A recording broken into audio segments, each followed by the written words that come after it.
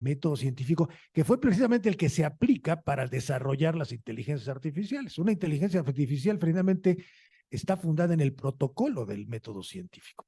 Son máquinas, herramientas que ahora ya aprenden, son máquinas de aprender, son máquinas de enseñar, y precisamente por eso la educación superior aquí ha causado tanto miedo, ¿no? Porque en muchos casos hasta le tienen miedo a la nueva tecnología, ¿no? No, no lo vayamos a usar porque en una de esas sustituimos a los maestros, ¿no? ¿No? Y como saben aprender más rápido y mejor que todos nosotros, pues a lo mejor hasta sustituyen a los estudiantes, ¿no?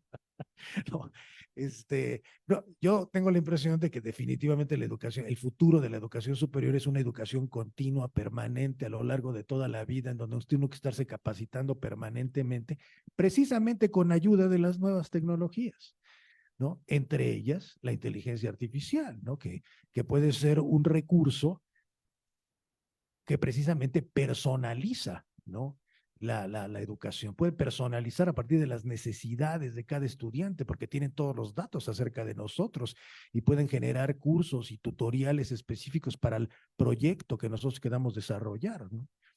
Y esa es otra de las cosas, que tenemos una ventaja en Xochimilco, ¿no? Que siempre hemos trabajado por proyectos, ¿no? Que es un poco una estrategia para poder eh, relacionarnos y convivir con las inteligencias artificiales.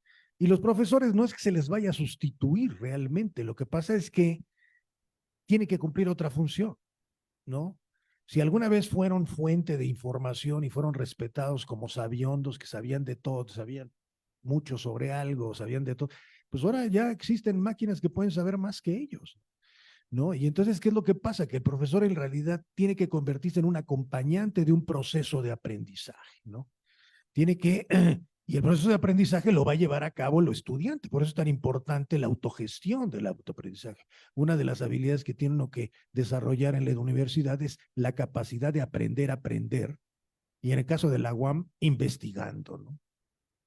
Utilizando la investigación como una forma de aprendizaje para poder nosotros gestionar nuestro, pues, hasta donde nosotros queramos llegar, porque es un poco lo importante de estas nuevas tecnologías emergentes como la inteligencia artificial, que la podemos nosotros utilizar como un asistente, tanto los profesores como los estudiantes, ¿no? ¿No? Como un asistente en este proceso de aprendizaje, ¿no? O como un asistente en este proceso de enseñanza, de retroalimentación, ¿no? Digo, la inteligencia artificial puede realmente ayudarnos a nosotros a clavarnos realmente en los estudiantes, en las condiciones de estudio de los estudiantes y no en andar proveyendo contenidos, ¿no? Que es precisamente lo que Gregorio dice que todavía es necesario. Bueno, sí, todavía es necesario, pero cada vez más las máquinas van a ser mejores que nosotros para andar dando clases, ¿no? Las clases cada vez van a ser mucho mejor, o sea, van a estar mejor articuladas, mejor formuladas, mejor estructuradas, pues porque la inteligencia artificial está diseñada para eso, ¿no? Y tiene toda la información del planeta para poder armar todos estos servicios que va a dar a la educación, ¿no? Entonces, lo que tenemos nosotros es que tenemos que cambiar junto con la tecnología, tenemos que adaptarnos a la tecnología para poderle dar un uso apropiado, ¿no? Y en ese sentido, formar nuevos cuadros profesionales, que una de las cosas que está pasando en nuestra época es que, como no sabemos cómo va a evolucionar el mercado de trabajo, tienen que ser cuadros muy adaptativos, muy flexibles, muy capaces de aprender y estar moviéndose en función de esta transformación de la realidad y cambios en yo digo, en el conocimiento, porque por ejemplo, este dato que tú decías, el concepto de átomo, ¿no? Bueno, pues sí, el concepto de átomo viene desde los griegos, ¿no? Pero fue hasta el siglo XX que en realidad se pudo generar un modelo, ¿no? Y hoy por hoy, con la física cuántica, pues la verdad es completamente un modelo diferente al de Bohr, ¿no? O sea, entonces resulta que sí, tenemos el concepto de átomo, pero el conocimiento que tenemos de los átomos hoy en día, a partir de los nuevos paradigmas, ¿sí? Pues es completamente diferente al que teníamos hace 100 años, por ejemplo, ¿no? O al que tenían los griegos, ¿no? Entonces, en ese sentido, el conocimiento está cambiando, ¿no? Desde mi punto de vista, ¿no? Pero bueno, aquí tiene otro, él va a replicar y eso es lo interesante de las conversaciones. Sí, a mí me dijeron que aquí veníamos a platicar y a dialogar y a debatir con Mauricio.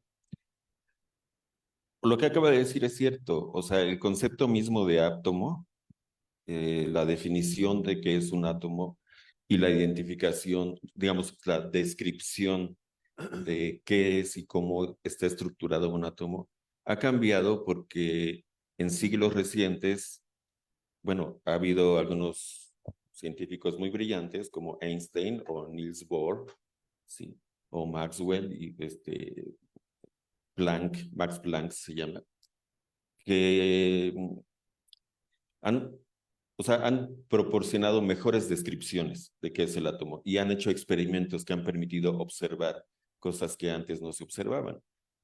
Eh, pero el asunto es que, de todos modos, en la actualidad hay solamente algunas personas en el planeta Tierra que no solamente saben que el concepto de átomo ha estado cambiando, ¿no? Que desde los griegos ya lo tenían y que en el siglo XIX alguien introdujo otro concepto y luego en el siglo XX otro. No solamente saben esa historia, sino que tienen la capacidad de utilizar el concepto más actual de átomo desde la física cuántica para aplicarlo, para materializarlo en usos y aplicaciones reales.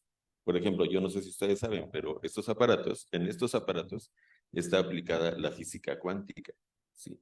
Aquí ya se está trabajando con el concepto de el átomo como una entidad dual, ¿no? Que dicen los físicos, que al mismo tiempo es onda y partícula, ¿sí?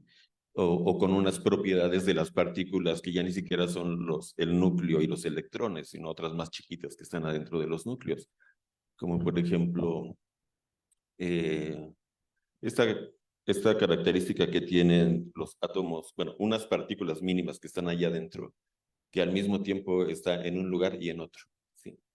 Por ejemplo, eso sí, nosotros lo podemos decir hasta los que somos de ciencia social, digamos, hasta los sociólogos. Y estudié sociología y puedo decir, sí, ya sé que el átomo al mismo tiempo es una onda o una partícula y que eso depende de si lo miras o no lo miras. En el momento en que lo miras, se convierte en partícula, ¿no? Ajá, pero yo no tengo ni la más remota idea de cómo usar ese conocimiento en convertirlo en un aparato que funcione y que transmita un mensaje, que yo diga algo aquí y lo escuchen allá del otro lado del planeta, ¿sí? O que yo le apriete aquí un botón que no es un botón, o sea que en realidad solo estoy acercando mi dedo y se capture una imagen, por ejemplo, ¿no? No tengo la más remota idea. Y conozco solamente a una persona en México, porque acá los académicos también somos muy gremialistas, entonces nada más nos juntamos entre los sociólogos o los antropólogos y nunca nos juntamos con los de otras disciplinas, pero bueno, yo tengo un hermano que es ingeniero electrónico del Sinvestab en el Poli y le he preguntado, explícame cómo funciona eso. Entonces, sí, sí, sí lo puede explicar y sé que él puede fabricar cosas materialmente utilizando ese conocimiento, pero es muy poca gente. Entonces, para mí, ese es un problema como país, como economía, pero también como instituciones educativas, porque nuestra función, pues todo depende de cuál sea la expectativa. Y, igual que los individuos, así como los individuos se fijan expectativas sobre sí mismos y muchas veces de antemano dicen, no, yo no puedo hacer eso. Por ejemplo, todo el mundo somos admiradores de deportistas, futbolistas o estrellas de cine o cantantes o pianistas, etcétera, ¿no? Pero uno los ve y simplemente dice, qué bueno, le aplaudo, me gusta, le doy like, hasta me sumo a su página de admiradores de tal persona, pero yo no puedo hacer eso. O veo personas ahí en YouTube o en TikTok que hablan 5 idiomas. Qué bonito, pero solo lo reenvío para que se diviertan mis amigos. Pero no, yo no voy a hablar 5 idiomas. ¿Sí? Entonces, así como los individuos se ponen limitaciones en su propia expectativa, yo veo que, ya no digamos como país, las instituciones educativas, académicas, se las están poniendo. Porque para mí, la UAM, la UNAM y otras instituciones tienen perfectamente ya la capacidad de desarrollar laboratorios de producción de tecnologías nuevas, ¿no? y no enseñar solamente la historia, ¿no? O, digamos, los discursos sobre las tecnologías, sino hacer algo práctico y útil. Y bueno, mira, aquí me quiero meter en algo un poco más técnico, porque como yo le decía hace rato a Ingrid, que está ahí en fondo, una estudiante de doctorado de diseño, eh, estamos simultáneamente viviendo una revolución tecnológica, científico-tecnológica, una de cuyas ramas es la revolución digital, pero dentro de esa revolución digital, lo último, pues es la inteligencia artificial. Ya nos explicó Mauricio que la inteligencia artificial propiamente realmente existe desde mediados del siglo XX. Sí, pero por lo que se volvió tema este año, en particular 2023, es porque apareció una nueva tecnología que la gente la conoce como ChatGPT. Pero, ¿cuál es la característica de esta tecnología y por qué la llamamos inteligencia? ¿Por qué es más inteligente esta para la mayoría de la población? Bueno, una de las razones es porque esta tecnología logró romper algo que hasta hace poco todavía no era posible. Es el reconocimiento y la producción del lenguaje natural humano. Entre otras cosas, hay otras cosas que hace, ¿sí? Como por ejemplo reconocer imágenes y clasificarlas. Pero un rasgo muy particular de esta tecnología es que Porque las inteligencias artificiales hay que entrenarlas, ¿eh? sí, pero quiero, bueno, en este momento quiero enfocarme en el punto del lenguaje natural. Eso es súper importante porque, fíjense, para empezar, nosotros como usuarios tenemos que comunicarnos con la tecnología usando el lenguaje. Sí. Nosotros le podemos pedir que nos genere una imagen o un texto o un programa de cómputo, pero lo tenemos que decir con lenguaje natural. Sí. Eso significa que para nosotros, o sea, es decir, para los seres humanos, sigue siendo importante conocer, manejar y entender el lenguaje natural, el lenguaje hablado, el lenguaje que existe desde hace miles de años. Sí. Y que hasta la fecha realmente solo un sector pequeño de la población llega a dominar, a entender o a utilizar en una diversidad de funciones y de una diversidad de maneras. ¿Sí? Tú para pedirle algo inteligente a la inteligencia artificial tienes que decirle también cosas inteligentes, ¿no? Y luego te va a contestar con palabras y tú teóricamente tienes la posibilidad de volver a pedirle y pedirle, ¿sí? O sea, dialogar. Entonces, esa parte todavía no está claro qué tantas implicaciones va a tener. Por otro lado, yo he visto que, bueno, me parece que todavía es un momento muy temprano para realmente saber qué va a pasar en la educación con las inteligencias artificiales por dos razones principalmente. Una, porque este año, a principios de año, fue cuando ya se lanzó al público, digamos, la primera versión de ChatGPT y está todavía en proceso de entrenamiento, como dicen ellos. Sí, está en proceso de entrenamiento. O sea, todavía no tenemos una versión lo suficientemente avanzada como para que digamos, wow, wow, así. Yo lo he usado ya para generar textos y lo mejor que puedo decir, es lo que he visto, es que genera textos escritos de manera coherente. Genera un discurso lógico y coherente. Y bueno, y además con corrección gramatical y ortográfica. Pero básicamente genera un texto que desde mi campo, que es la lengua y la literacidad, podría llamar un ensayo de 5 párrafos que enseñan en las escuelas en Estados Unidos.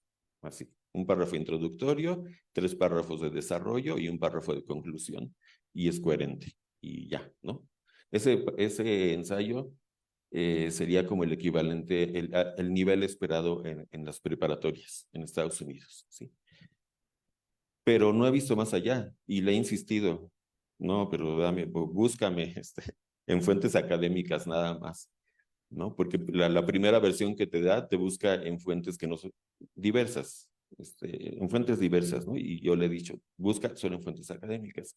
Y eso todavía no está disponible. Y no está disponible porque los mismos sistemas, el OpenAI y los de Microsoft, etcétera, no están teniendo acceso a las bases de datos de journals académicos, porque esos son privados y tendrían que pagar, ¿no?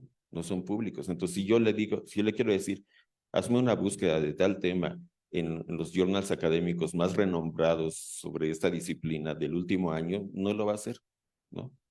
O una de dos, tal vez lo estén haciendo, pero entonces es el servicio pagado. ¿Sí? Entonces hay muchas funciones de la inteligencia artificial actual que, al igual que todos los otros programas, tienen su versión libre y la versión pagada. Entonces, cuando estás en la versión libre, te limitan, te dan solo unas pocas funciones. ¿Sí? Y si quieres toda la gama de funciones, pues tienes que pagarlo. Y eso ya está pasando en este momento y va a seguir pasando. Entonces, no va a ser tan abierto realmente que esté disponible para toda la sociedad. Las versiones realmente más potentes del software, ¿no? Sí, bueno, pero las universidades tienen que entrarle, ¿no? O sea, aunque tengan que pagar, van a tener que entrarle. Pues ahorita, por ejemplo, gastamos en la UAM millones de pesos en las bases de datos que tenemos en BIDI. Por cierto, fueron ustedes a las mentes digitales, al evento que organizó la biblioteca, ¿no? Aquí estuvo en el Centro Cultural, en el Velario, pues, ahí estuvo 3 días, imagínate, sobre cómo usar las bases de datos y cómo utilizar precisamente la bibliotecología actual, ¿no? Para poder hacer investigación. Ahora, ciertamente ahora las inteligencias artificiales pueden hacer esa investigación mejor que nosotros, ¿eh? Entonces tenemos que sobreponernos incluso a eso, ¿no? O sea, tenemos que aprender a usar inteligencias artificiales para hacer búsquedas dentro de nuestras propias bases de datos, ¿verdad?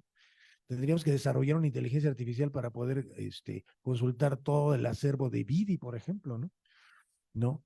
Entonces yo creo que las universidades van a tener que entrarle, porque como les digo, o sea, cumplen una función económica las universidades, no solamente política, cultural, ¿no? ¿Sí? Sino que estamos formando gente para que se ganen la vida en el mercado profesional, el que vaya a existir, ¿no? Y el que va a existir va a estar mediado por las inteligencias artificiales, ¿no? Va a ser una mediación que vamos a tener que aprender a utilizar, ¿no? Porque estas máquinas van a adquirir muchísimas más capacidades, además, no solamente a producir texto, como el ChatGPT, ¿no?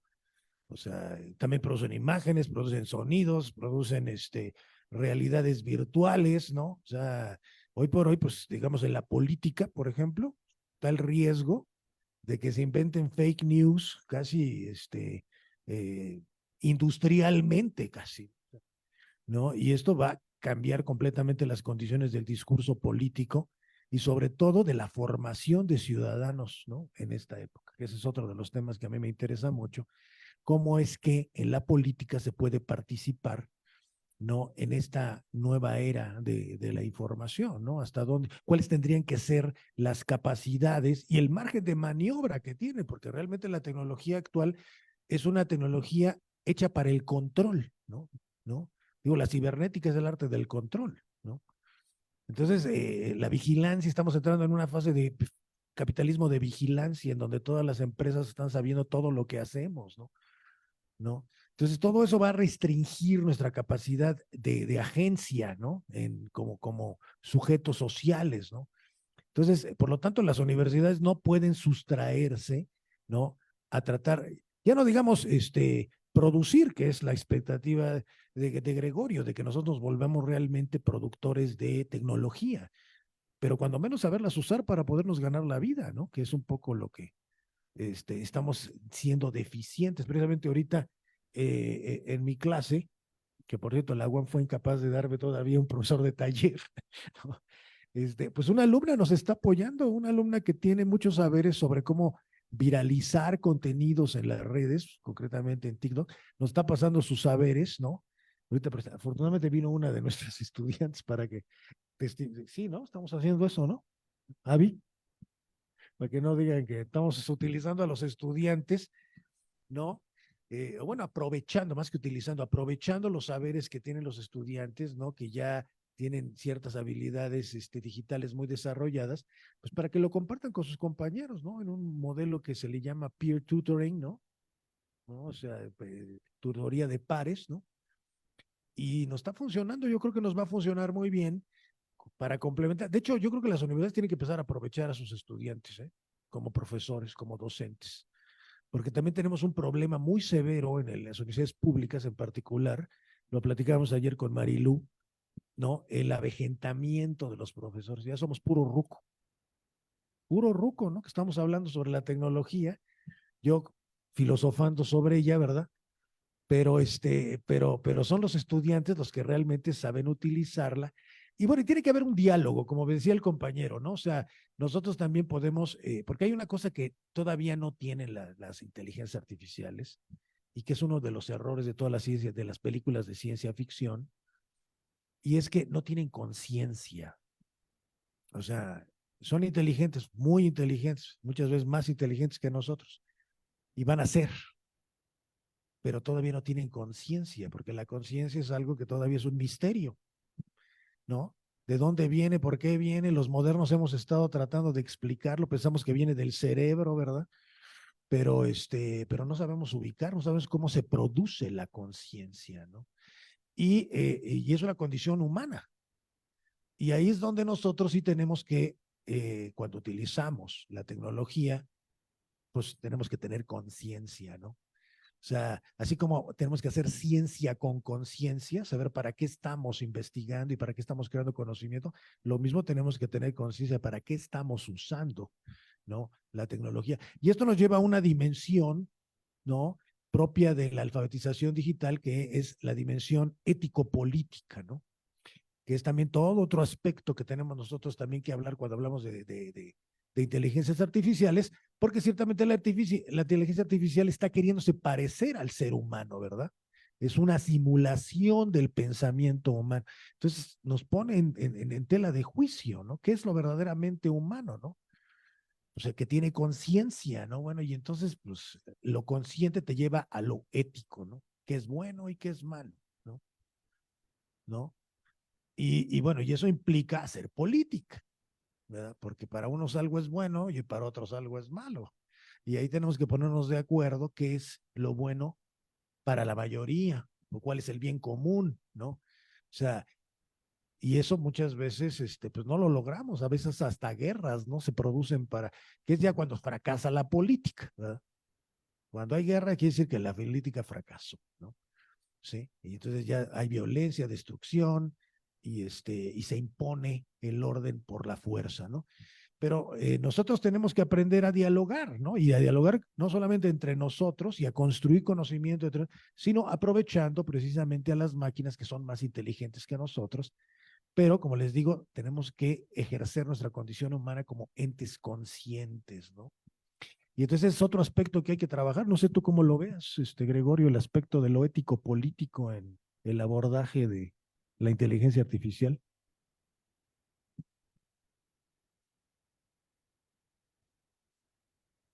No, en el aspecto político tienes razón, ¿no? O sea, de hecho ya existe, ya se está haciendo desde hace años el uso, no de la, no sé si, sí es una versión de la inteligencia artificial que ya existía, que le llamaban la minería de datos y a través de lo que llaman robots generar bots, ¿no?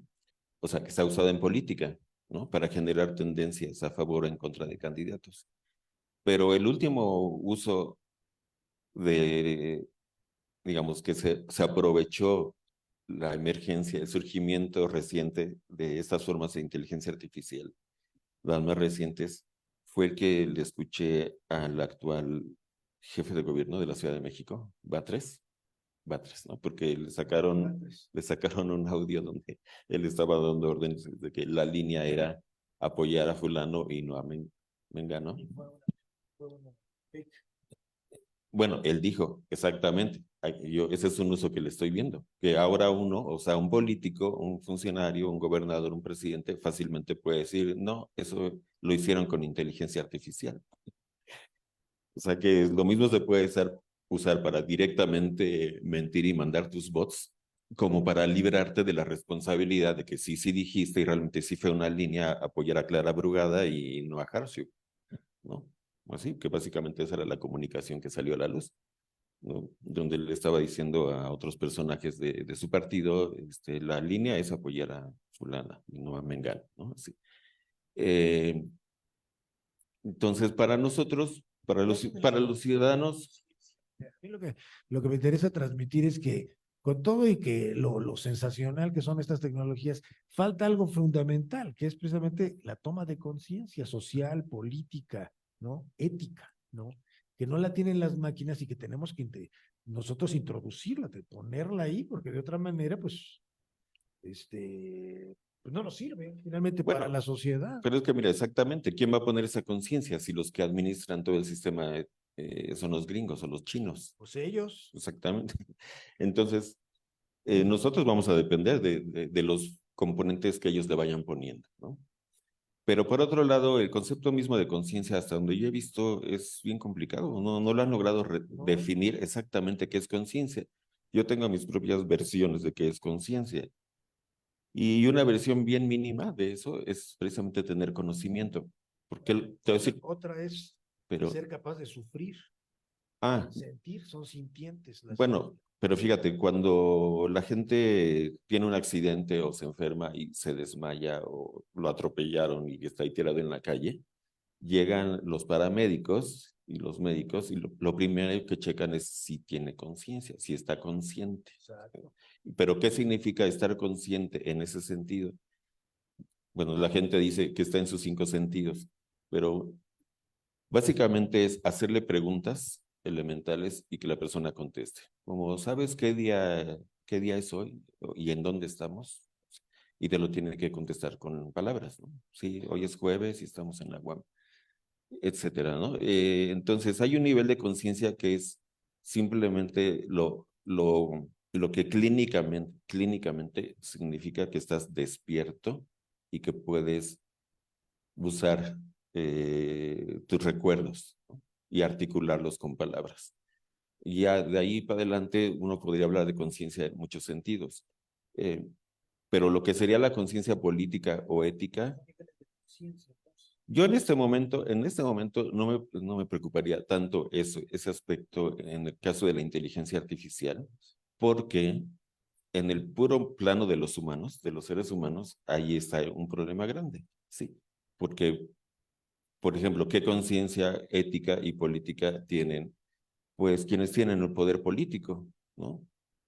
La gente que está en los partidos de derecha o de izquierda o que eventualmente llega al poder, es decir, a tener el poder del gobierno, del Estado, y que realmente, pues, bueno, en muchos casos se corrompen, en otros casos a lo mejor no se corrompen en el sentido de robar, pero sí comienzan a mentirle a la población, simplemente porque no le comunican a la población información que ellos sí tienen.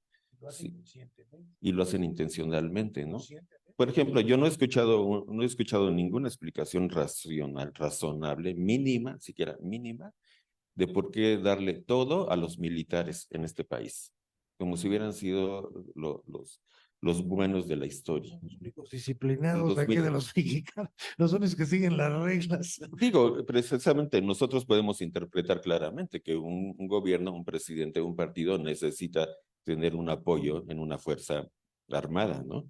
Porque eventualmente pues, va a necesitar ese apoyo, pero los militares en México en los últimos 50 años no eran los buenos de la película.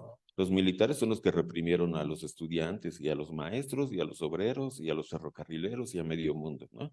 Los militares son los que tenían, digamos, cárceles clandestinas donde secuestraban a opositores políticos y se los llevaban ahí, los torturaban, los mataban, etcétera, etcétera, ¿no? Los militares también fueron los socios directos de los narcotraficantes, de los cárteles de la droga. Y yo lo estoy diciendo en pasado por ser bondadoso, pero no creo que sea pasado. O sea, porque los cárteles actualmente, el territorio mexicano es su territorio. Ni siquiera Telcel tiene todo México como territorio. Hay partes de México donde no te llega la señal de Telcel, ¿no? En cambio, los cárteles ya están desde la frontera norte hasta la frontera sur. ¿Por qué funcionan y operan y siguen haciendo negocio? Pues yo no creo que esté al margen de las decisiones que está tomando el gobierno. Pero, ¿dónde está entonces ahí la conciencia ética y política y qué información se nos da a nosotros? Le acaban de dar hoy, noticia de hoy, lo pueden ver en los encabezados de hoy, ya tienen a su cargo como, o sea, prácticamente todo el servicio de los aeropuertos en México, las Fuerzas Armadas, ¿no? ¿En qué país se les da la administración y el control de los aeropuertos, los puertos, los trenes y otro montón de industrias a los militares. Antes era solamente donde eran dictaduras militares directamente, ¿no? Entonces, por ejemplo, ese es un ejemplo, ¿no? De cosas que pasan realmente entre los humanos y por lo cual a mí en este momento no me preocuparía tanto si tienen conciencia o conciencia ética las máquinas, pues, ¿no?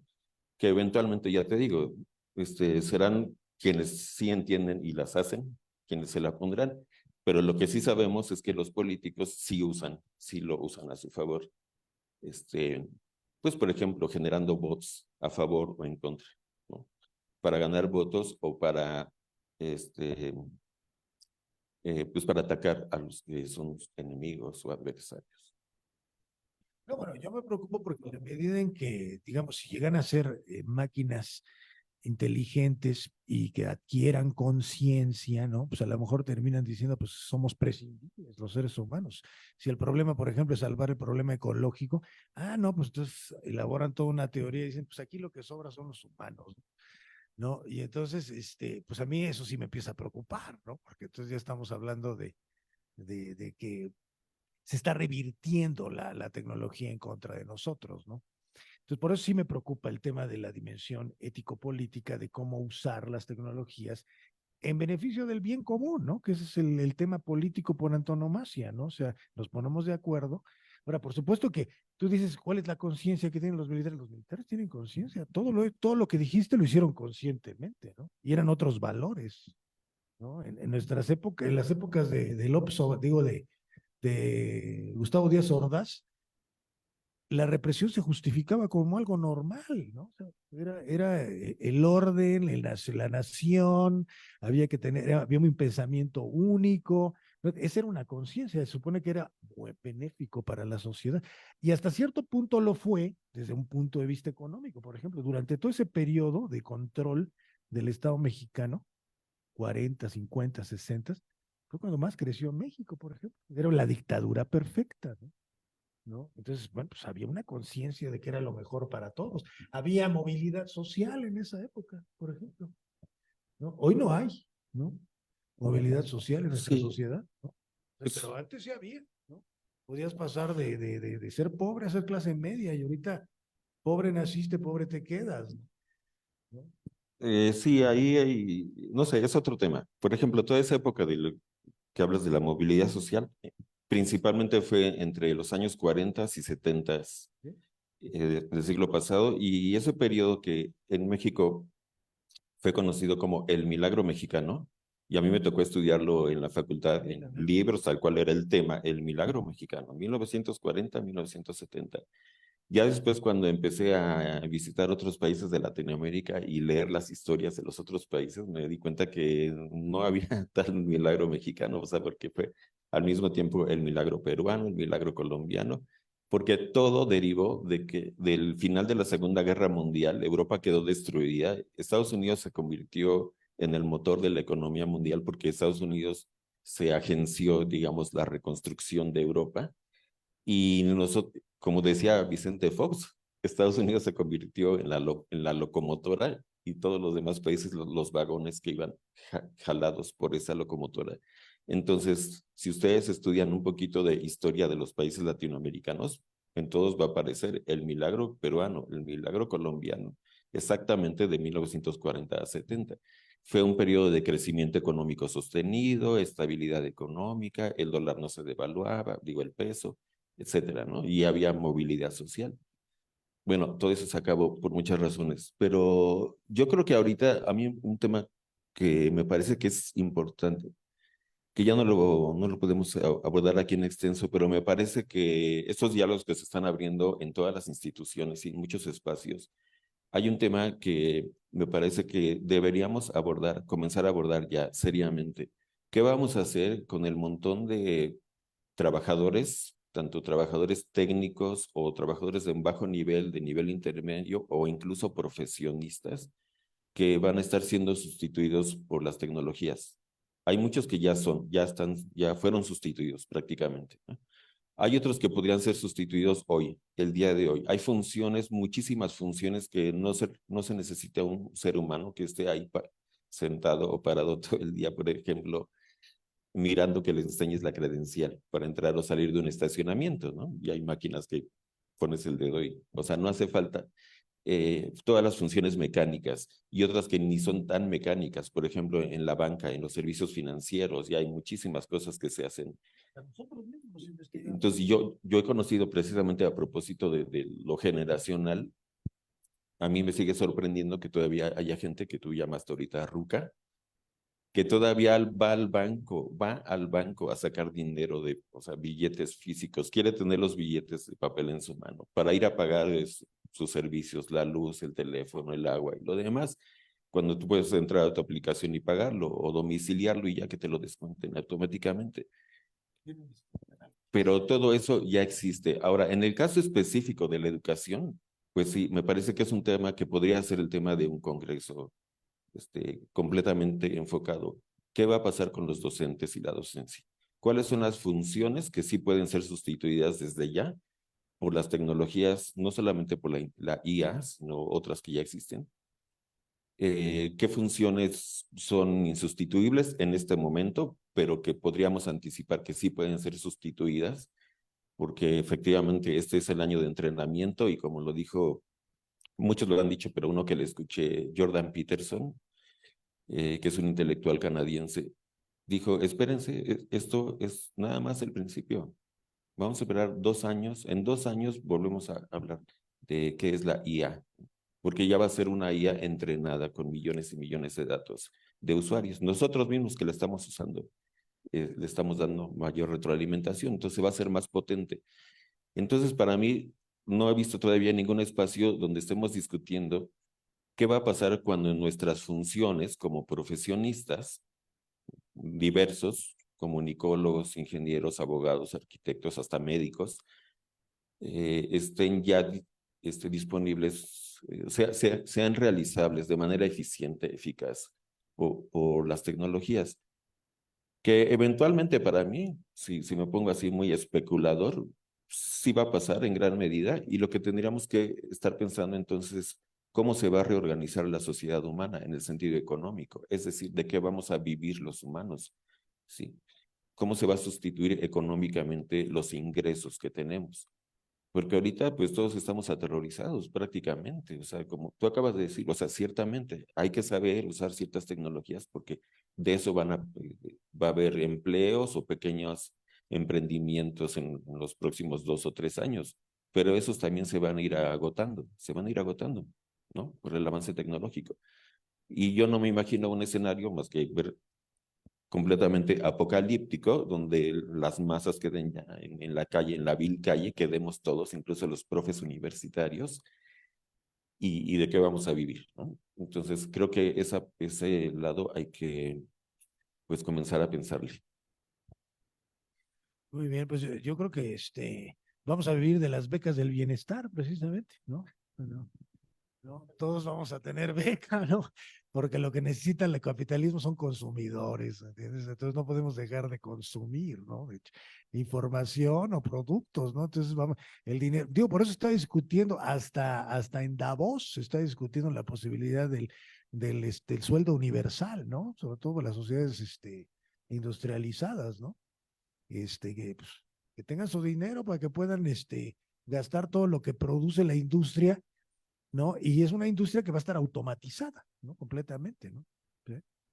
Entonces vamos a ser consumidores, y a lo mejor productores de información, ¿no? De ahí que para ser ciudadano, desde mi punto de vista, en la era digital, hay que saber qué información consumimos, qué información producimos y qué información compartimos, ¿no? Eso es casi casi la obligación. Y hacerlo de una manera ético-política, teniendo una conciencia de qué estamos produciendo, qué estamos difundiendo y qué estamos consumiendo, ¿no? Ese es un poco, pues, a donde nos lleva esta sociedad, ¿no? El margen de maniobra que tenemos es ese, ¿no? ¿No? Lo tenemos que hacer conscientemente, ¿no? Para poder afirmar nuestros valores, ¿no? porque no todos tenemos los mismos valores, ¿no? Esa es otra de las cosas, ¿no? O sea, la conciencia pasa precisamente por la visión que tenemos del mundo, y la visión que tenemos del mundo se sustenta también en valores, ¿no? Entonces, bueno, pues, la política no va a dejar de existir, ¿no? Porque pues, somos seres humanos, ¿no? ¿No? Entonces, para podernos organizar, necesitamos hacer política, ¿no? De hecho, lo que nos ha hecho una especie dominante es nuestra capacidad de organización, ¿no? Por lo tanto, pues vamos a seguir tratando de organizarnos junto con las máquinas. Vamos a tratar de utilizar a las máquinas a nuestro favor, ¿no? Y bueno, pues yo creo que para cerrar un poquito, yo diría que la universidad no se puede sustraer, ¿no? Como dice, a discutir todos estos temas, a analizarlos, a integrarlos, a incorporarlos a nuestros procesos educativos y de investigación y de difusión de la cultura, ¿no? O sea, tenemos que entrarle, ¿no? Y analizarlo en todos los niveles, ¿no? Por eso es que es tan importante y yo agradezco que nos hayan invitado a iniciar este diálogo, que también es otra de las cosas. El diálogo no nomás tiene que ser entre académicos, tiene que ser entre estudiantes y académicos. Nosotros, los módulos de eso se tienen que tratar, de establecer este diálogo entre lo que saben ustedes y lo que sabemos nosotros, ¿no? Porque hoy lo que tenemos que hacer los profesores es acompañar el proceso de aprendizaje, ¿no? Es lo que tenemos que hacer. Y ese es el cambio de paradigma de la enseñanza hoy en día, ¿no? Es un poco el problema que tienen ahorita los maestros, tú que conoces más a los maestros normalistas y de primaria, ahorita con el nuevo modelo que nos pusieron, que por finalmente vamos a empezar a trabajar por proyectos en la educación primaria, ¿no? Pues tú cómo lo ves esto de los maestros, vamos a tener que formar una nueva generación de maestros, ¿no? Nuevas generaciones de maestros, con otro paradigma, con otro chip, con otra mentalidad, ¿no? Antes de hablar de eso, yo les preguntaría a los organizadores cómo está su plan y si no sería bueno también pasar a un poco de diálogo o ya tiene un horario y ya terminó y ya nos pasamos. Bueno, es que no quería interrumpirlos en el diálogo, pero bueno, también tengo unas anotaciones de un poco de lo que comentaron y también pues va a haber un poco de tiempo para pues, las preguntas de los compañeros que ahorita vi, el compañero quería participar. Pero sí, también creo que es interesante pues esto, ¿no? Porque toda esta información pues la podemos encontrar en internet, ¿no? O en libros, pero el diálogo que se suscita aquí pues es diferente, ¿no? A mí aquí lo que le preguntaría al doctor Gregorio es, a mí me llama la atención esto de que somos consumidores y usuarios de tecnología solamente. Y aquí creo que y bueno, dice usted, doctor, que ya tenemos esa capacidad para crear nosotros esa tecnología, porque ya hubo capital humano que se educó en el extranjero y ya vino acá pues tenemos esa capacidad ya, ¿no? Y a mí me hace un poco de ruido esto porque pues ahora sí que pues, desde Porfirio Díaz los positivistas se hicieron en el extranjero, ¿no? Los Chicago Boys pues también en Estados Unidos. Bueno, pero de todas, bueno, es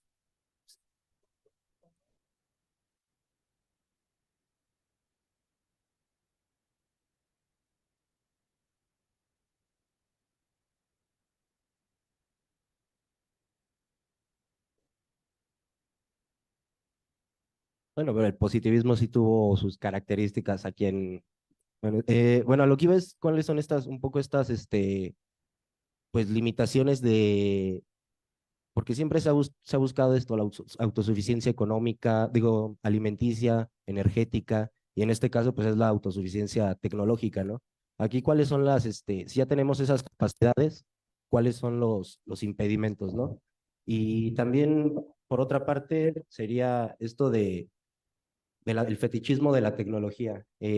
¿Cuáles son las consecuencias pues, muchas veces de no saber cómo funciona el chat GPT, que es una herramienta que, pues ya todos utilizamos, ¿no? Creo. ¿Cuáles son estas consecuencias de no saber cómo funciona y casi llevarlas, pues ahora sí, como se decía, casi algo mágico, ¿no? Muy dogmático, como si, pues si fuera casi una divinidad, ¿no? Y también un poco resaltar esto de los sesgos que existen, ¿no? Porque estaba leyendo la otra vez una nota en la jornada de que ya hay ciertos estudios sobre, si se le pregunta al ChatGPT sobre la guerra de Rusia y Ucrania, pues ya hay ciertos sesgos, ¿no? Sobre su respuesta. Y bueno, esas serían las preguntas para ustedes y no sé, me dio curiosidad mucho ahorita en el público, pues saber quién ha usado este ChatGPT, ¿no? Para alguno de sus trabajos o para algo así, ¿Quién ha usado porque yo sí lo he usado. tantos? Bueno, a mí, porque justamente ahorita, fue en este año que vi a varias personas que pues lo empezaron a utilizar y yo decía, ¿en serio estamos ya sustituyendo acá, pues, no sé, la búsqueda en internet o en bibliotecas o en libros? Pero ya de tanto que se puso de moda, pues lo descargué y aquí lo tengo y pues de repente sí lo uso y creo que es una herramienta que sirve. Por ejemplo, yo la he utilizado de repente cuando no entiendes un texto, buscas de qué trata este texto acá y es una buena introducción para, pues ya no le entras de vacío al texto, ¿no? Pero sí también creo que tiene muchas consecuencias porque no es lo mismo una búsqueda en internet sobre algo, sobre un tema, sobre una problemática, un conflicto social, buscarlo tú mismo en una biblioteca o en periódicos, que buscarlo en ChatGPT, ¿no? Porque la búsqueda propia te va llevando de un lado a otro, son varias conexiones, ¿no? Que se van abriendo y en el ChatGPT pues no existe esto, ¿no? Y pues nada más sería eso y que si quieren, bueno, de una vez podemos dar también paso a las preguntas.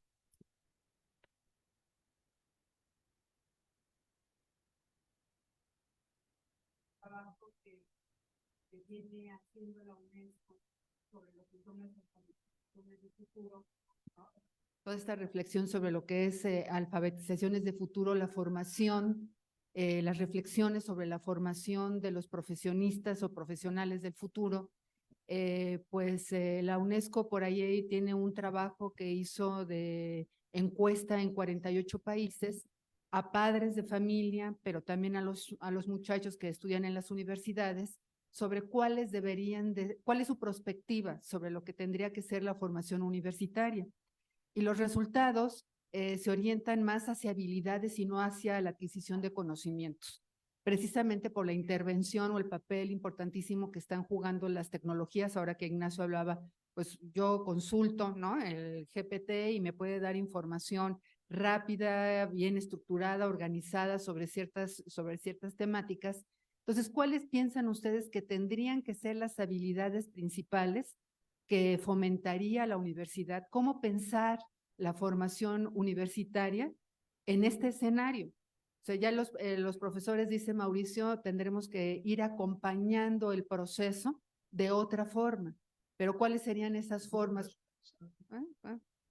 Entonces, pensar un poco, digamos, en estas estrategias que tendría que implementar la universidad para formar más en cuestiones de habilidades y no en la adquisición de conocimientos. Incluso los profesores ya somos obsoletos en algunos casos para la transmisión de conocimientos específicos, ¿no?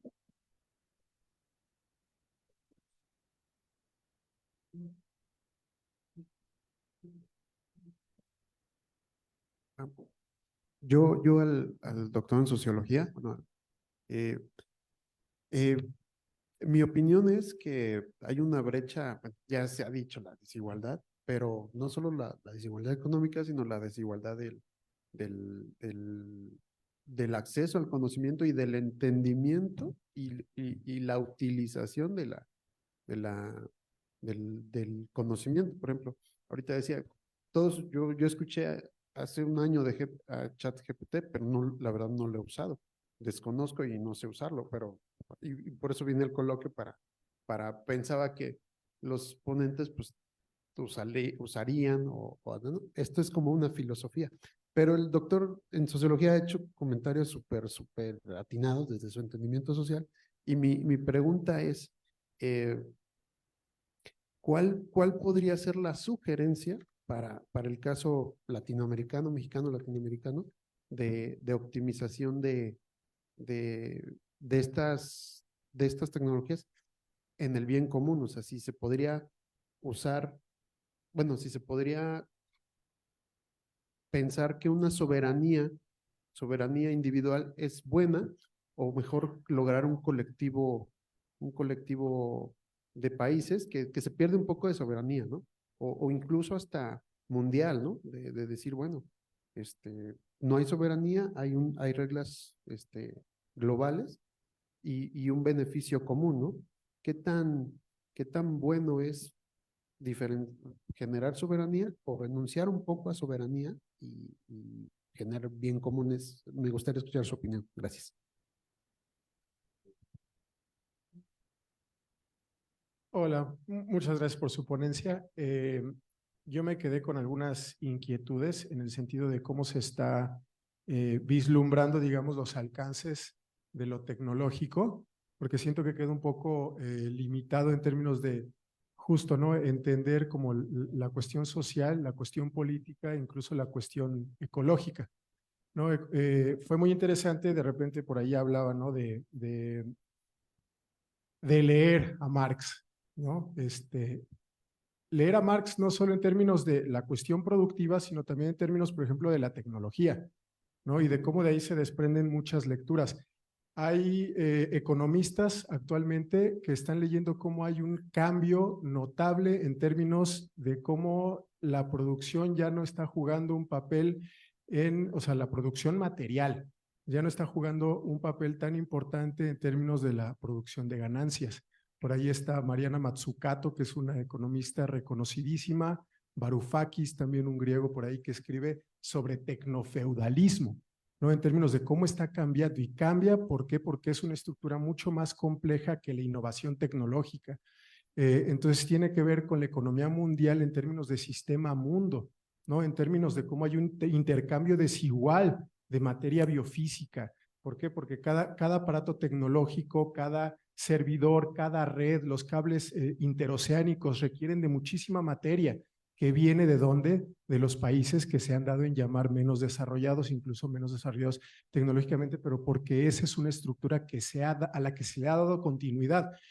Y lo que me llama la atención, por ejemplo, es cuando hablamos de innovación, cuando hablamos sí de la capacidad de pasar, de tener cierto conocimiento a construir algo operativo, que dice por ahí, bueno, en México ya está. En México sí también se tuvo conocimiento de cómo construir autos eléctricos.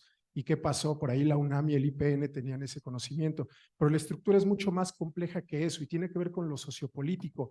Cuando hablamos de por qué las empresas tecnológicas son eminentemente estadounidenses y los únicos reales competidores son los chinos, eso tiene muchísima importancia. ¿Por qué? Porque no es nada más tener el conocimiento y poder construir algo, sino tener la capacidad de posicionar ese producto y de tener acceso a lo que ahora está dando lo que llamaba Mazzucato la renta algorítmica, ¿no? O sea, cómo ese mineo de datos, ese análisis de datos, cómo esa capacidad, ellos dicen, de rentar la atención de los usuarios, eso se puede convertir en ganancias, ¿no? O sea, de cómo se está cambiando del modelo, no es solo la producción del aparato tecnológico, es el posicionamiento, o sea, aparte de que, por ejemplo, estas grandes empresas tecnológicas, pues sí, se han dado en Estados Unidos y poca gente se ha abocado realmente al estudio de las formas específicas de producción estadounidense, que no es solo económica, sino que viene de lo militar. O sea, cada una de las tecnologías que tiene Amazon, que tiene Apple, que tiene todas estas empresas tecnológicas, tiene su paralelo y su antecedente en tecnologías de inteligencia militar. Entonces, el dinero ha venido principalmente del Departamento de Defensa, de la CIA.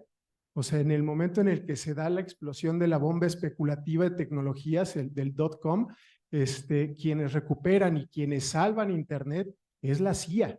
Entonces, hay una serie de elementos que me parece que se deben de tener en cuenta para poder vislumbrar la complejidad que tiene todo de lo que estamos hablando. O sea, la inteligencia artificial, como bien mencionaban, o sea, es la continuidad de un proceso que empezó, sí, desde Turing, ¿no? O sea, pero ¿cómo se da? Turing mismo venía de un entorno militar, o sea, se le acoge, se le dan los medios, todo, después lo vapulearon como a todos, pero por supuesto, y hoy en día lo tiene todavía. Entonces hay muchísima información por ahí de lo que se necesitaría en cierto sentido. ¿Por qué? Porque, y es la verdad, también por ahí decían, bueno, tenemos nosotros acceso a versiones libres de ciertas aplicaciones, Y por ahí están las versiones de pago. Bueno, uno de los modelos que los estadounidenses diseñaron fue las pruebas no las vamos a hacer nosotros gastando nuestro dinero, y eso pasa con los teléfonos, sino que lo vamos a sacar, lo vamos a comercializar, la gente lo va a pagar y nosotros vamos a utilizar los datos porque ellos están haciendo las pruebas por las que antes pagábamos. Entonces, todos esos datos son, o sea, nosotros trabajamos para ellos, utilizando el WhatsApp, utilizando el Facebook. Son los datos que ahorita están utilizando para enriquecer todo lo que es los análisis de inteligencia artificial.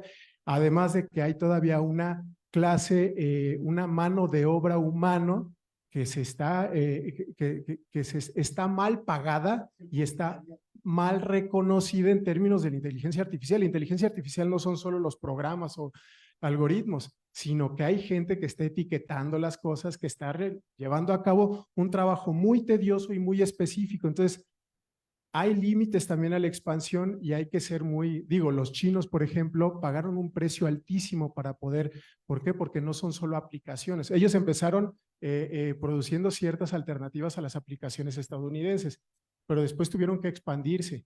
Era protocolos, era infraestructura, era sus proyectos son amplísimos, pero les costó muchísimo dinero. Bueno, nada más ahí lo dejo como una acotación y muchas gracias por sus...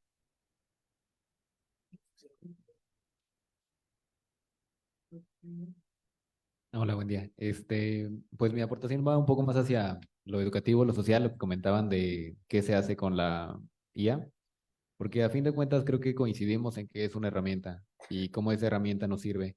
Comprendo un poco estas visiones distópicas de nos van a reemplazar, nos van a pasar, porque a fin de cuentas es incertidumbre de algo futuro. Pero dentro de la plática me surgen dos aspectos, que, bueno, más, pero quisiera recargar dos.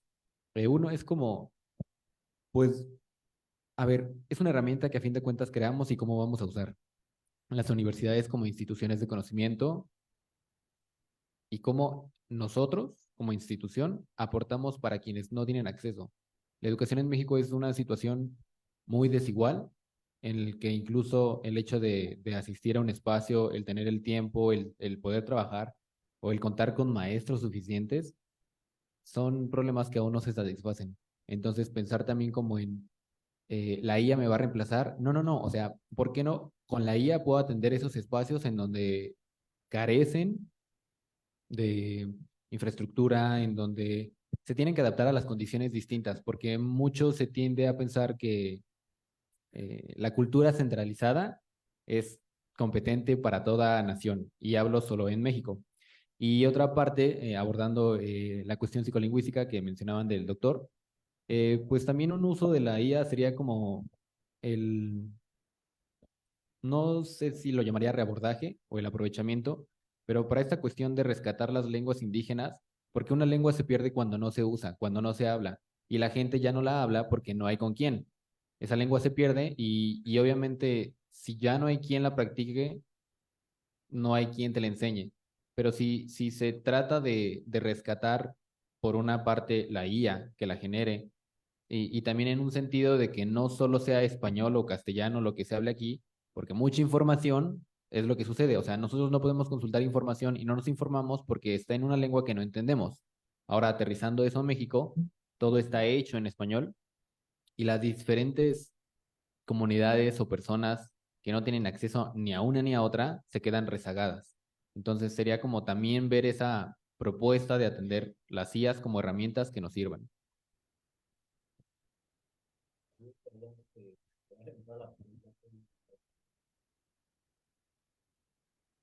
Gracias.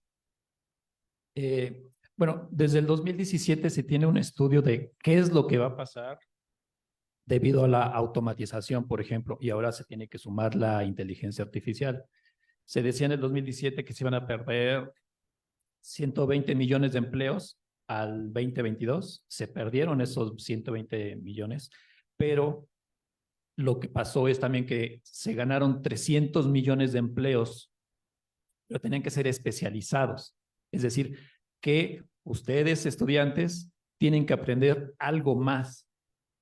En este caso, para competir con la inteligencia artificial, ya no con la automatización, porque ustedes básicamente trabajan con el cerebro, van a trabajar con el cerebro cuando egresen.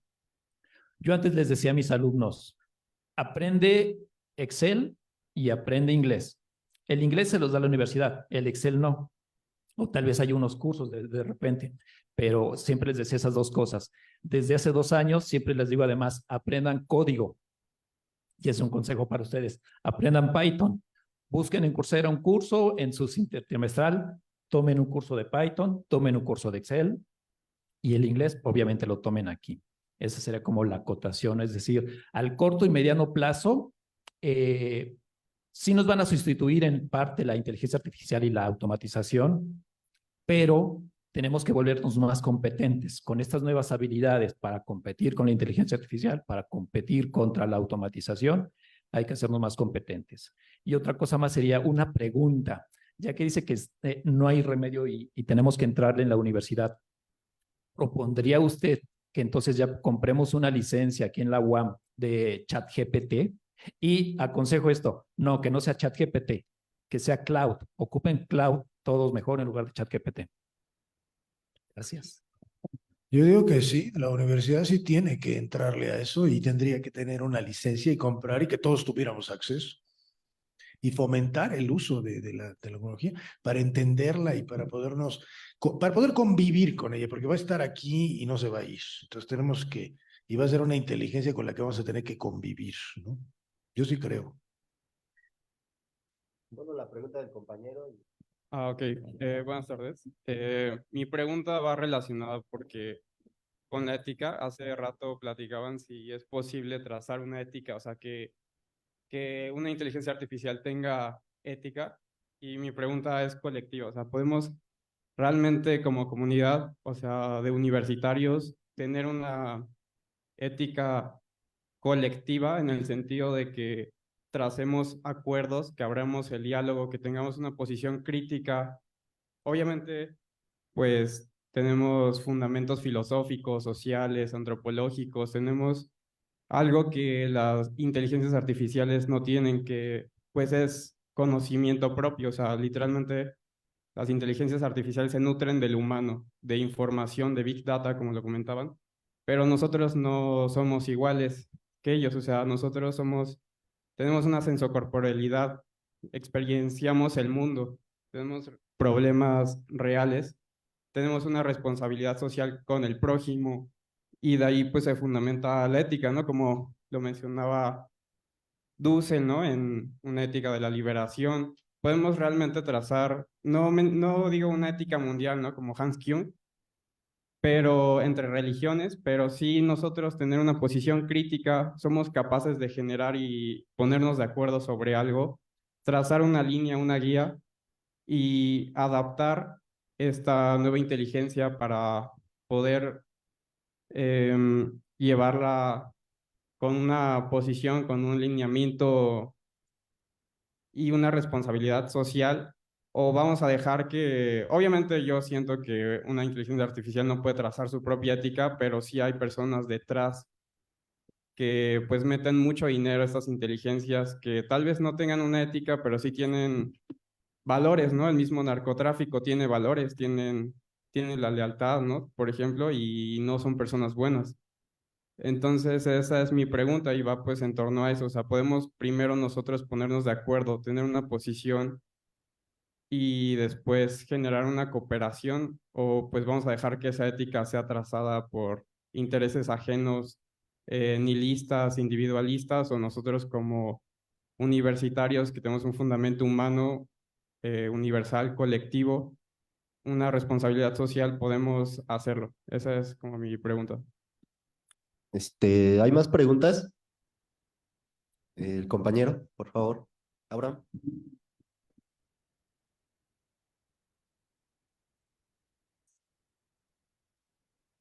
Hola, bueno, mi pregunta va más por el lado, digamos, redirigiendo un poquito la conversación, esta parte de la educación superior y las tecnologías y la inteligencia artificial específicamente.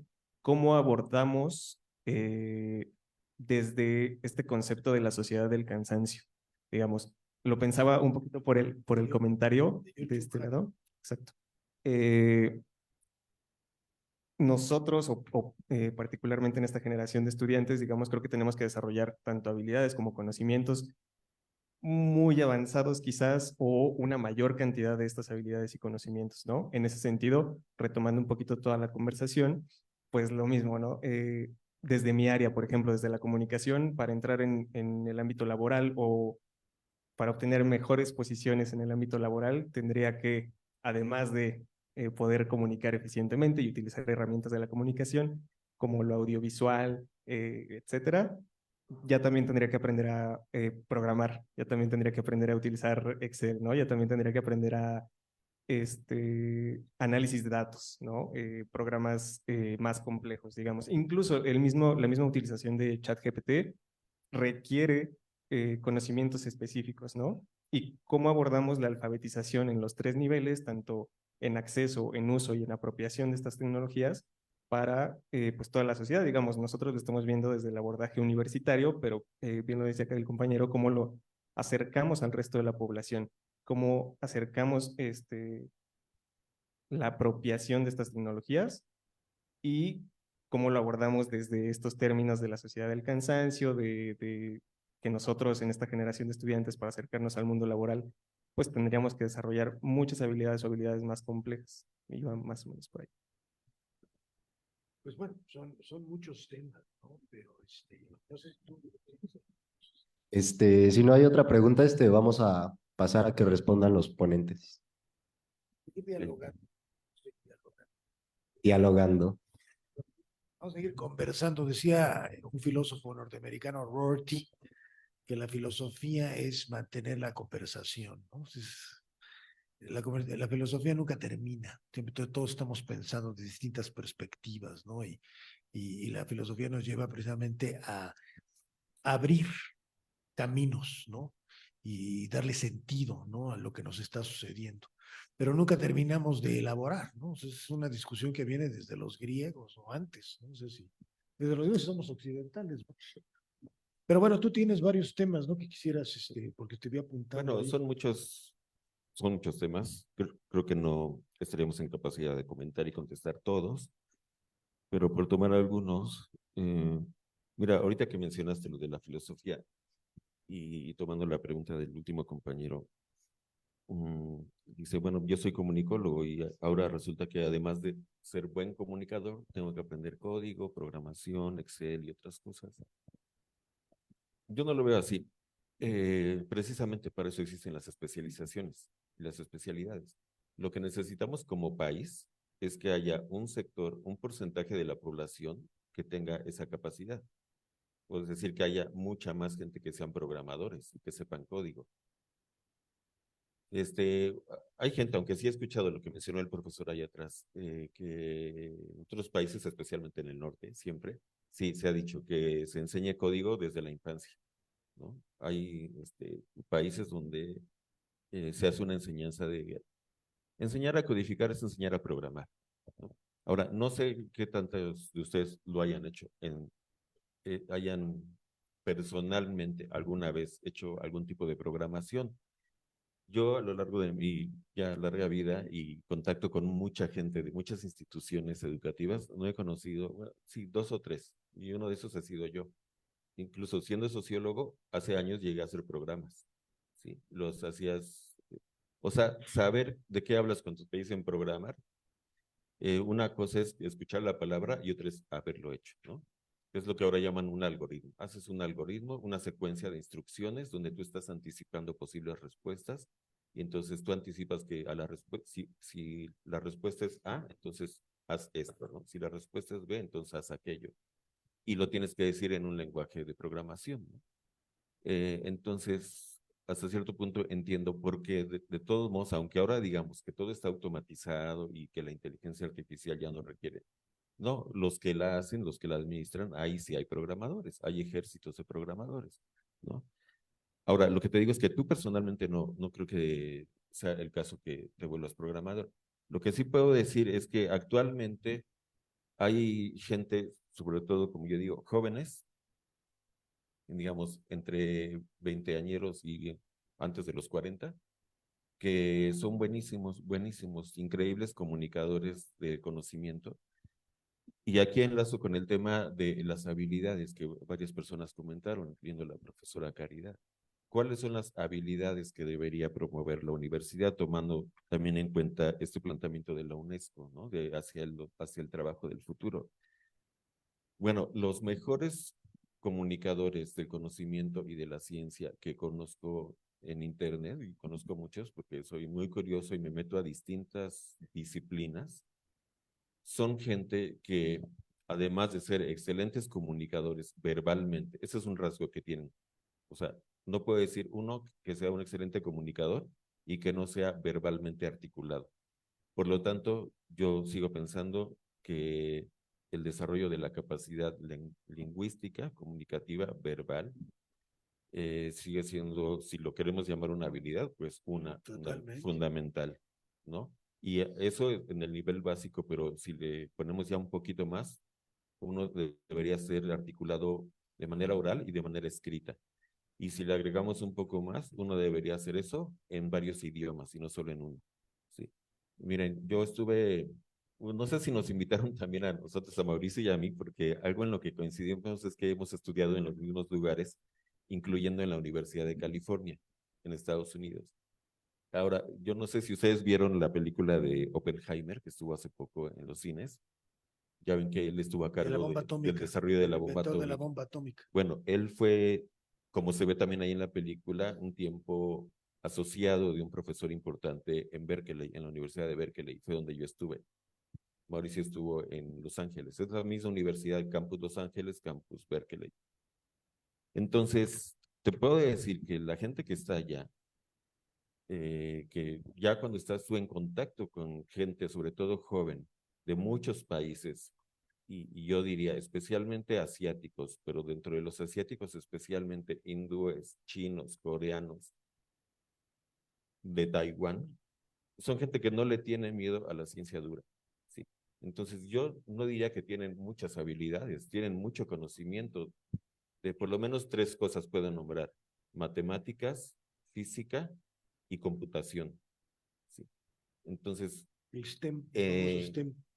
bueno, exactamente. Entonces, ahí las universidades, esos países mandan gente joven a estudiar a esas universidades del norte, a Inglaterra o a Estados Unidos o a Canadá, porque les van a enseñar física avanzada, matemáticas avanzadas, computación avanzada, que les permitan precisamente después regresar a sus países y convertirse en emprendedores y, digamos, líderes de empresas o instituciones públicas o privadas, pero pues exactamente los chinos sí han estado trabajando en no ser dependientes de los servidores de Google, ¿no? Por ejemplo, entre muchas otras cosas. Entonces, hay una parte que como habilidad, si lo queremos llamar habilidad, yo lo llamaría la del lenguaje, el manejo avanzado del lenguaje natural humano, sí. Y otras, pues ya son, sí, como dicen, el uso de herramientas, porque estos que te digo que a mí me parecen que son excelentes comunicadores de conocimientos. Voy a decir algunos casos particulares. Por ejemplo, hay una chica que se llama Ter, español, ¿no? Entonces, Ter no solamente es una excelente comunicadora, divertida, ágil, inteligente, sino que sabe de algo. Ella es arquitecta y diseñadora. En otros videos habla de otras cosas, pero cuando habla de arquitectura o de diseño, te está dando unas clases increíbles que no te las da tu profe en la universidad. ¿Sí? Su chavo, que se llama Jaime Altozano, músico, le da clases, por decirlo así, a profesores de los conservatorios de música. ¿Con qué diferencia? Con que además de ser divertidos, ágiles, rápidos y divertidos, despliegan en sus videos un montón de recursos comunicativos que sí te proporcionan las tecnologías, ¿no? Como animaciones que no te hace un profesor en el pizarrón, ¿no? Animaciones. Además, también hay otra habilidad, fíjate, creo que los dos también son buenísimos para dibujar, ¿no? Muchas veces te aparece sus trazos de ellos personalmente, de dibujos de, digamos, gente o lo que sea, pero también de dibujo técnico, ¿no? Te pueden dibujar como lo que serían planos arquitectónicos. Está otro chavo colombiano, que ahorita se me fue su nombre, pero que tiene un sitio que se llama Arquicultura. Arquicultura es buenísimo y él en tiempo real te está diseñando en 3D Él comenzó diseñando edificios icónicos, primero de Colombia, después de otros países y ahora de todo el mundo y ahora hasta ciudades enteras. Entonces, por ejemplo, ustedes pueden buscar arquitectura antigua Tenochtitlan. Entonces van a ver un video donde él les va a contar la historia de Tenochtitlan, pero desde el punto de vista de la arquitectura, y tú vas viendo en la pantalla cómo le está formando en tercera dimensión los edificios que formaron la ciudad entera de Tenochtitlan, pero lo mismo te hace con Roma, con Inglaterra o con la Ciudad del Vaticano, lo que sea. Entonces tienen muchos. Yo cerraría aquí diciendo que no veo realmente solamente el lado de la habilidad. O sea, tienes que tener ciertas habilidades, manejar diestramente, digamos, ciertos software, ciertas aplicaciones, también ciertas destrezas personales, como saber dibujar, o también saber expresarte verbalmente, oral o por escrito y en varios idiomas. Pero eso no lo veo separado del conocimiento, porque todos, absolutamente los que yo conozco, son especialistas en algo. Una te habla de arquitectura, otro de música, hay una chica Tibis, que es inglesa, de matemáticas, así ultra avanzadas, y así, o sea, no hay uno que nada más te hable de habilidades en abstracto. Muy bien. Primero yo cerraría hablando un poco sobre lo que señalaba Caridad, sobre la necesidad de tener un nuevo enfoque hacia la alfabetización. Yo tengo la idea de que en la sociedad contemporánea, en la era de la información, así como antes se requería saber leer y escribir para poder ser ciudadano, ¿no? Pues ahora necesitamos saber muchas más cosas, ¿no? Necesitamos tener una capacidad, múltiples lenguajes tenemos que poder. Desde mi punto de vista, la alfabetización multimedia, ¿no? Me voy a concentrar en esa porque la alfabetización digital se divide entre informática y mediática, ¿no? La informática, pues sí es aprender código y sí es tratar de utilizar los lenguajes de las computadoras, que también esos lenguajes se están volviendo obsoletos porque las inteligencias artificiales están ya sobre la base de física cuántica, ¿no? Ya hay computadoras cuánticas, eso va a cambiar también las reglas del juego, ¿eh? Pero bueno, el caso es que desde mi punto de vista, el currículum de una alfabetización efectiva, ¿no? Al multimedia, pasa por 5 ejes, ¿no? Y ciertamente no solamente es lo tecnológico, ¿no? No solamente son las habilidades tecnológicas, ese sería un eje, ¿no? Saber softwares y saber cómo relacionarse con las máquinas, ¿no? Pero requiere también de una dimensión lingüística, semiótica, que es precisamente lo que habla él, ¿no? Poder desarrollar todos los lenguajes, ¿no? O sea, no solamente el oral, el escrito, ¿no? El visual, el audiovisual, ¿no? Tenemos nosotros que conocer todas esas formas de lenguaje, ¿no? Digamos que sería un eje semiótico, ¿no? ¿No? Y otro eje que podría ser el sociocultural, ¿no? Que desde mi punto de vista es importante porque nos permite saber qué hay detrás de la pantalla, ¿no? Qué hay detrás de una computadora, todo lo que hablaba el compañero, ¿no? La complejidad que hay detrás de un soporte tecnológico, ¿no? Que incluso, digamos, hay algo que mencionó el compañero muy interesante, es lo que implica energéticamente, ¿eh? O sea, el poder sostener esta sociedad informática es un desgaste energético que no hemos contabilizado, ¿eh? Pero que incluso es todavía más severo que el de la primera y segunda y tercera revolución industrial. Ya estamos en la cuarta, ¿no? ¿No? Entonces, ese es otro aspecto muy importante, el sociocultural que hay detrás de un medio, ¿no? No solamente en términos tecnológicos, sino también en términos ideológico-políticos, ¿verdad? ¿Por qué se dice lo que se dice? ¿A través de qué medios, no? ¿Qué es lo que estudiamos los comunicadores? Generalmente cuando estudiamos el campo mediático, ¿no? Y luego está una dimensión que es la dimensión, yo le llamo cognitiva, ¿no? Que son una dimensión de lo que no hemos hablado, que son todas estas habilidades de las que habla UNESCO, las habilidades blandas, ¿no? ¿No? El pensamiento crítico, la creatividad, la capacidad de comunicación, ¿no? La colaboración. Hoy por hoy es fundamental aprender a trabajar en equipo, en redes, ¿no? ¿No?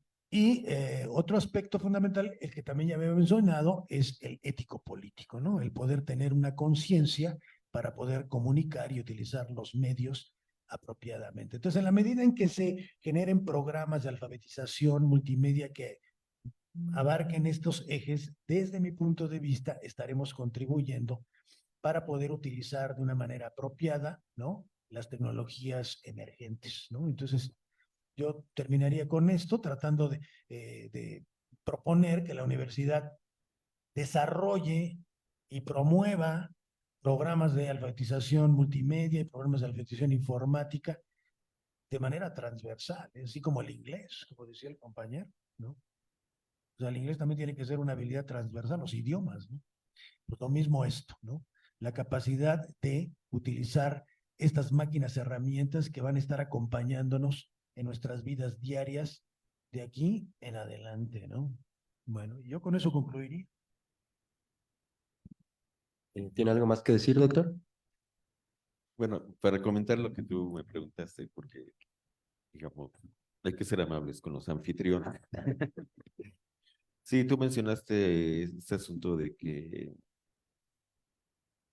yo mencioné que como país estamos ya en la capacidad de dar un salto, yo diría, y de reducir la dependencia científico-tecnológica. Y también tú ahí fue cuando mencionaste lo de los positivistas en tiempos de Don Porfirio y que te traían, bueno, en parte traen pues el conocimiento extranjero y si eso pues, realmente es bueno o no. Mira, uno podría hacer una historia de dónde surge también el nacionalismo, es una ideología. El nacionalismo, nos hicimos naciones, hacerse naciones básicamente es dividir, hacer cuadritos donde no había cuadritos, ¿sí? Y esas divisiones surgieron en el siglo XIX tras la independencia de nuestros ahora países de España, ¿no? Y los países en gran medida son territorios que son especies de feudos, ¿sí? O sea, se crean fronteras para que un poder fáctico que ya existe ahí siga teniendo ese territorio como su territorio. Como dicen ahora el crimen organizado, sea su plaza, ¿no? Aquí es mi plaza y nadie entra. Entonces, cuando tú dices Colombia, Perú, Ecuador, básicamente están diciendo mi plaza y aquí nadie entra, porque la identidad cultural no se tenía. Esa fue un invento también. Y si tú vas al Museo Nacional de Colombia o de Perú o de México, lo que vas a ver ahí es cómo se construyó, podríamos decir artificialmente, la identidad nacional, cómo se tuvieron que inventar símbolos que no existían, ¿no? Un escudo, una bandera, un himno nacional y un sentimiento, ¿no? De nacionalidad. Pero yo como lo veo ahora, y sobre todo, pues les digo, después de haber vivido y convivido con gente pues, de diversos países, para mí el conocimiento humano actual que se tiene es patrimonio de la humanidad, ahí, como diría la UNESCO. Y si uno le rasca a cada área, perdón, tanto de las humanidades como de las ciencias sociales o naturales, siempre vas a irte a las raíces y a troncos que te llevan a la India, a China, al mundo árabe, a los egipcios y bueno, a las culturas precolombinas en América, hasta el conocimiento actual más avanzado como la física, la astrofísica y demás, bueno, pues tiene raíces en la India, ¿no? Y en los chinos y en los mayas y tal.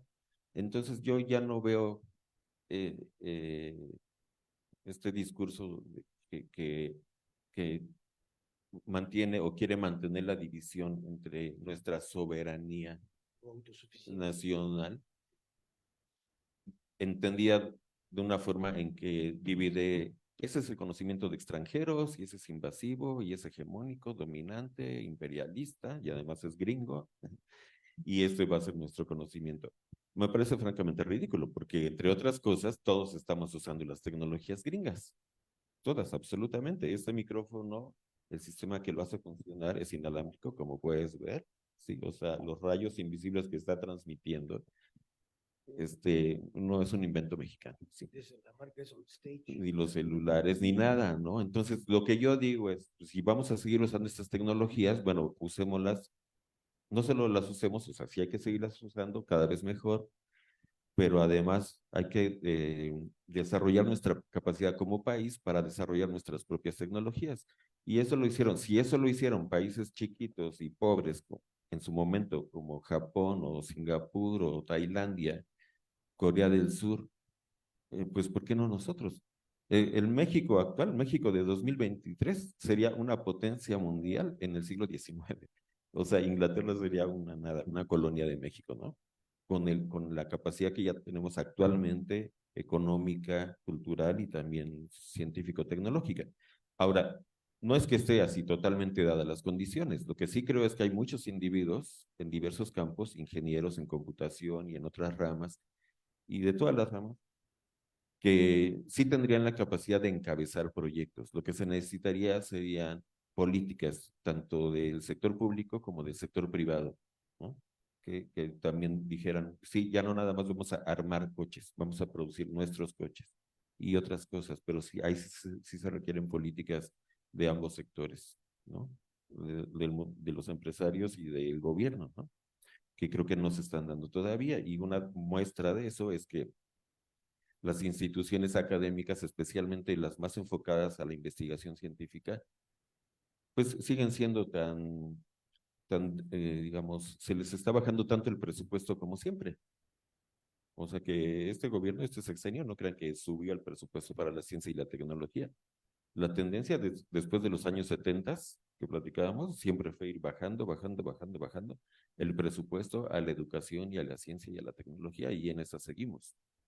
Entonces, ese es un lado político pues que hay que atender, porque si lo que se le está destinando ahorita, como yo dije, a los militares, se le estuviera dando la ciencia y la tecnología, pues iríamos para otro lado.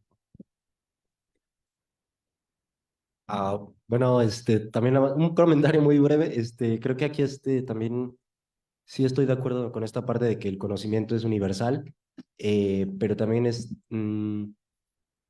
pues creo que sí no es lo mismo formarse pues en tu país a ir obviamente a otro país donde hay otras condiciones pues más avanzadas, podríamos decir, pero creo que no es neutro, ¿no? Creo que también está mucho esto de este extractivismo epistemológico, de que pues nosotros nos vamos a estudiar otras partes del mundo y son esas partes las que se quedan con todo ese conocimiento y muchas veces se retribuye algo de todo lo que se aprende, muchas veces pocas cosas regresan para acá. Creo que sí, también es parte de un debate muy grande. eh, Es que eso es parte del problema, porque mira, lo que hay es un fenómeno que se llama la fuga de cerebros. O sea, hay mucha gente que se ha ido para allá y además muchos van con becas del gobierno de México, las becas de CONACYT, y hay gente que regresa, o sea, si regresas. Yo no conozco, la mayoría de la gente que yo conozco que ha estudiado algo, desde la licenciatura y no se diga ya a nivel posgrado, si algo quiere en la vida es regresar a un lugar donde pueda ejercer su profesión y su conocimiento, ¿no? Entonces, como eso no hay aquí, o estás aquí en condiciones bien precarias y con puro bomberazo y con unas sobrecargas de trabajo que no te dejan tiempo realmente ni energía para pensar realmente en lo más profundo, ¿sí? Pues mucha gente, especialmente gente que tiene, sí, más nivel y posibilidad, se va a otros lados o a donde lo invitan. Y si hay algunos, no sé si sepan, por ejemplo, un señor que se apellida Alcubierre, que fue director del Instituto de Física de la UNAM, sigue siendo académico ahí. Él es reconocido mundialmente. O sea, si tú ves los videos de los físicos más importantes del mundo ahorita, lo mencionan a él, ¿no? Porque hizo una aportación teórica, ¿no? Es básicamente a nivel teórico matemático. Hizo un planteamiento que podría ser viable de cómo romper la velocidad de la luz, ¿sí? Para viajar más rápido que la luz. Eso es todo un breakthrough, dicen en inglés, ¿no? Entonces se lo reconocen, pero pues él está aquí en una universidad que pues es la más importante de México, pública, la UNAM, que cualquiera que haya estado ahí pues sabe que tiene ya en ese contexto entrando ahí, pues está lidiando entre la problemática sindical y las condiciones de trabajo y los paros y las huelgas y el gobierno que va bajándole el presupuesto. Entonces, ¿cuándo él va a poder hacer realmente una física que se traduzca en desarrollos tecnológicos? Pues, no lo sé. Entonces, el problema no es tanto el extractivismo. Miren, si a mí me preguntaran una propuesta que tú haces de educación, algo que creo que sería bueno para estudiantes universitarios de cualquier nivel, de licenciatura hasta posgrado, pues es que que hubiera presupuesto para que vayan a hacer movilidades a otros países. Tú necesitas vivir en otro país, incluyendo los de Latinoamérica también, pero si vas a Japón o a Francia o a Inglaterra, vas a descubrir cosas que tú no las puedes ver, aunque estés aquí 3 horas discutiendo y dialogando, nada más te las imaginas. Porque lo primero que vas a notar es como lo que primero que yo noté el primer día que me paré en el campus de Berkeley, los paisanos míos, ¿no? Incluso un chavo de Nesa, estaba en un puestito ahí vendiendo cosas, pero bueno, era un estudiante ahí de una carrera. O sea que tú ves gente normal, digamos, ¿no? Y yo creo que la mayoría de la gente que yo conocí ahí no tiene una conciencia imperialista, o sea, la mayoría sí quieren regresar a sus países, y es más, son bien críticos. Allí a la hora de la comida todo el mundo se la pasa criticando a Estados Unidos, a los gringos, básicamente, ¿no? Entonces, no es que se vuelan así mentalidades gringas, ¿no? Y la prueba de esto es China, porque los chinos, por política, llevaron a todos sus cuadros a ir a Estados Unidos y a Occidente y ellos sí se aprovecharon del conocimiento norteamericano. Actualmente financian las universidades de California, man. O sea, la verdad, los chinos poseen ahorita la Universidad de California, man. Entonces, pues lo que pasa es que tiene que ver un poco con lo que dice Gregorio, ¿no? Depende del Estado y sus políticas públicas y hacia dónde quieren orientar el país, ¿no? Ahorita, pues la política pública es primero los pobres, ¿no? Entonces, a ver, ¿cuándo le toca primero la ciencia? Todavía no hemos llegado a ese punto de que primero sea la ciencia, como los chinos sí le entraron a eso, ¿no? Los chinos apostaron a la ciencia para sacar de la pobreza a millones de personas, ¿no? 1.500 millones. Entonces es un enfoque diferente el de los chinos y el de los mexicanos, ¿no? Ahora, digo, pues, ahorita queremos rescatar los saberes tradicionales, yo no estoy en contra de los saberes tradicionales para nada, ¿no? Pero pues sí, estamos perdiendo una oportunidad de estar en la cresta de la ola científico-tecnológica, ¿no? Bueno, con esas participaciones cerramos y le damos las gracias al doctor Gregorio y al doctor Mauricio por sus comentarios y pues creo que fue una charla pues interesante y muchas gracias a todos, todes, todas y ojalá nos sigamos viendo y mañana, bueno, acá mi compañero tiene un anuncio. Bueno, muchísimas gracias, profesores. Vamos a hacer la entrega de las constancias.